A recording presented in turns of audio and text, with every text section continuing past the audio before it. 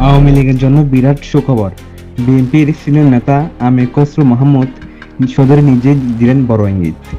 আওয়ামী লীগের নিষিদ্ধ প্রত্যাহার হতে যাচ্ছে। চলুন বিস্তারিত জেনে নিই। দর্শক, গত কয়েকদিন ধরে সোশ্যাল মিডিয়ায় তোলপাড় গুঞ্জন উঠেছে বিএনপির স্থায়ী কমিটির সদস্য আমির খসরু মাহমুদ চৌধুরী নাকি বলেছেন আওয়ামী লীগকে ছাড়া নির্বাচন গ্রহণযোগ্য হবে না।